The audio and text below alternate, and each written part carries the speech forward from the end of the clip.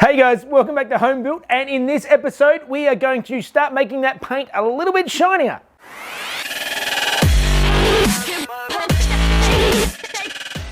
Hey guys, welcome back, and we are back working on Harry today. Now, the paint I did last week was leading up to what I still need to do. I painted this car several years ago now, and I never actually cut and buffed it, and that is what we need to start tackling today.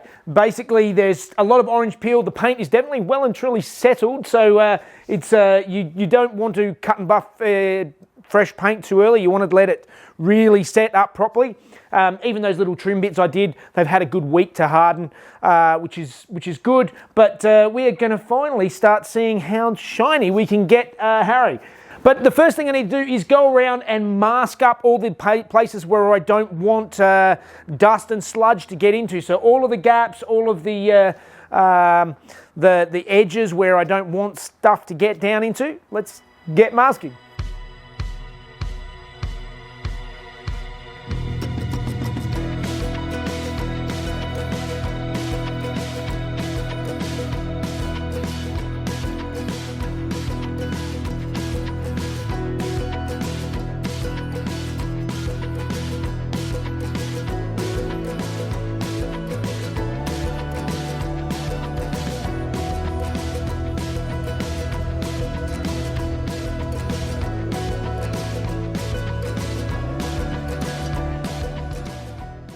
Alright, so I know a lot of you have been disappointed that I haven't excited you with some sanding in a while, so today is your lucky day.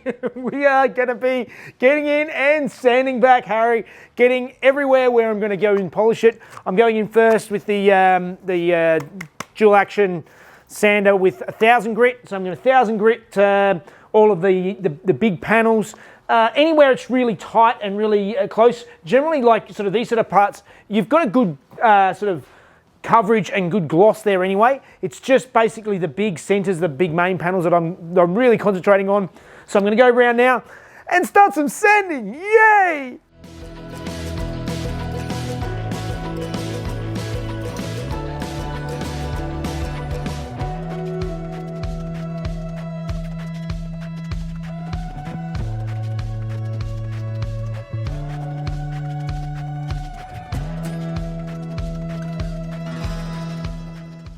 Alright, so that was a lot of sanding, and I've done the whole thing now in 1000 grit.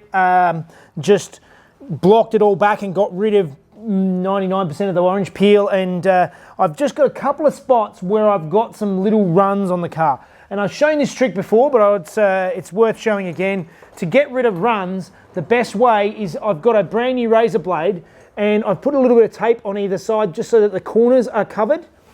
And you need to just scrape over the top of the paint and just knock that off. It's a much better way than trying to sand it, because sanding you end up not holding it flat enough, and you'll end up, before you get the run gone, you can get a halo where you rub through all the way around the sanding spot. So the razor blade trick is a much better way to get rid of runs.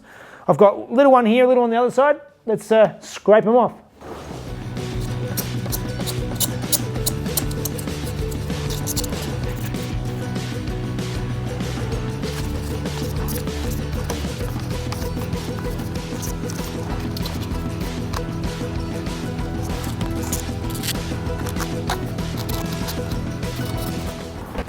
Alright, well, initial sanding is done, and it's looking pretty good. I just popped down a Super Cheap, got myself some 2000 grit sandpaper, and now it's time to go over the whole thing wet and dry. So get the cloth out and try and get rid of the 1000 grit scratches with the 2000 grit scratches before I go on to polishing. So more sanding, yay!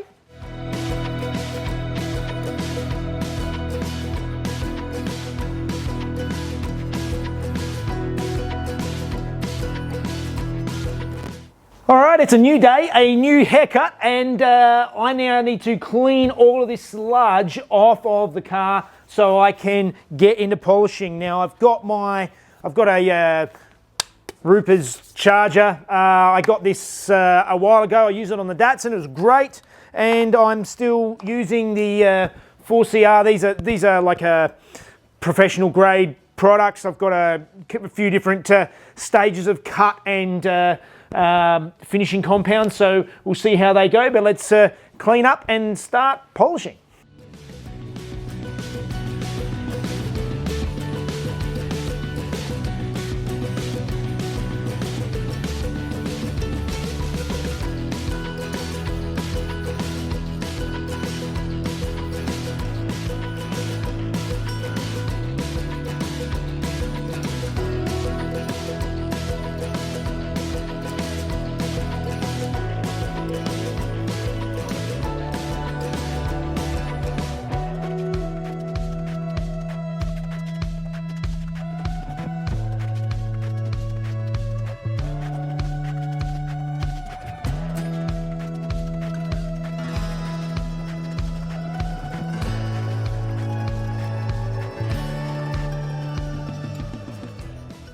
Okay, so I've gone over the whole thing with the initial pass.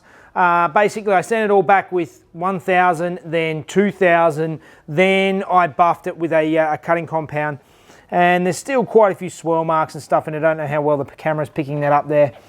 Yeah, it's not, you can see some haziness there as I sort of move the camera around. My buffing definitely leaves something to be desired, but at least it's all flat now.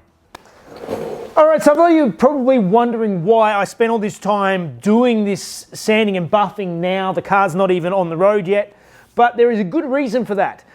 Even in my small testing phase that I did with the brake testing and stuff, the amount of dirt and muck that lands right here on these rear guards is extreme. Because of the way the front tires are and because of how this sticks out, this gets all of the stuff flicked off of the front wheels, and it doesn't take long for this to get covered in stone chips. It's a very vulnerable piece of the car. That's why the factory turbos often had like that sort of that black sort of shark fin type sticker thing here. So it's quite vulnerable. So that is why I've spent a lot more time getting the polishing really good on this part here and also on the front lip of the bonnet. That's because I'm going to put some 3M paint protection on it. So this is the stuff I'm going to use. I'm not going to do the whole car. I'm just going to do a strip up to about here that'll just cover this part of the car, and also a strip on the nose.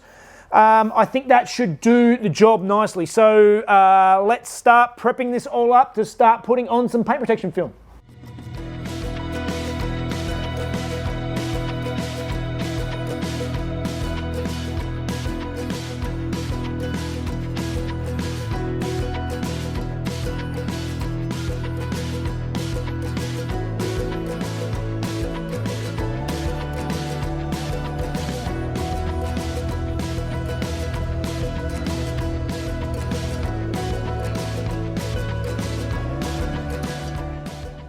All right, I've still got some soap over here. It was quite difficult to get the tape to stick down at the bottom edge here. I've gradually got it most of the way down. It's looking pretty good. Yes, I am going to have this seam across the front of the car. No, it's not ideal, but it's the way I'm going to go. It's going to protect at least the most vulnerable part of the paint. This little strip, I'm going to let it dry out a bit more before I finish off on that. So that means I'm going to go back onto the sides of the car and protect those bits back there. All right, practice definitely helps it get better. Using the heat gun makes things much easier getting it on with this, but that is sitting quite nice now. Yeah, I'm quite happy with the fitment of that one. So one more side to go and we're good.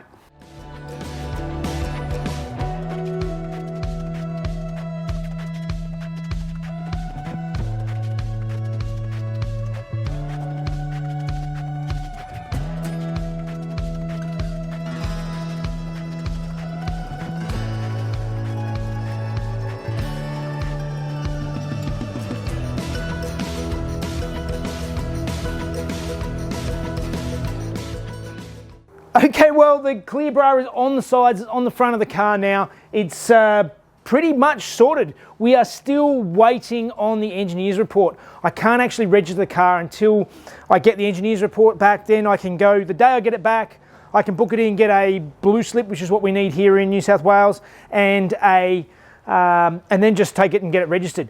I am dying to drive this thing. I know a lot of you guys are waiting, but it's almost there. It is so close. Anyway, there are more things for me to do on the car, but I want to wait until I drive it. There's lots of little things that I'm going to have to sort out. There's the usual sort of take it for 1 kilometre drive, come back, check it. 10 kilometres, drive it, come back, check over everything, fix up all the little bits and pieces. 100 Ks, and then you should be reasonably right. Once you've just creeping up, all these little things sort of raise their head when you actually get it out on the road. I do have all new suspension to put in this. Pelican Parts has nicely supplied all of the, I've got brand new Coney shocks and a whole bunch of suspension bushes and stuff.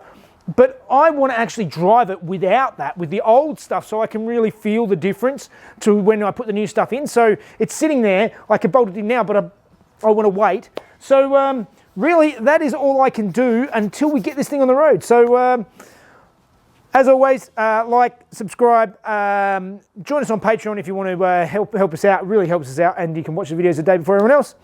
All right, guys, see you next time.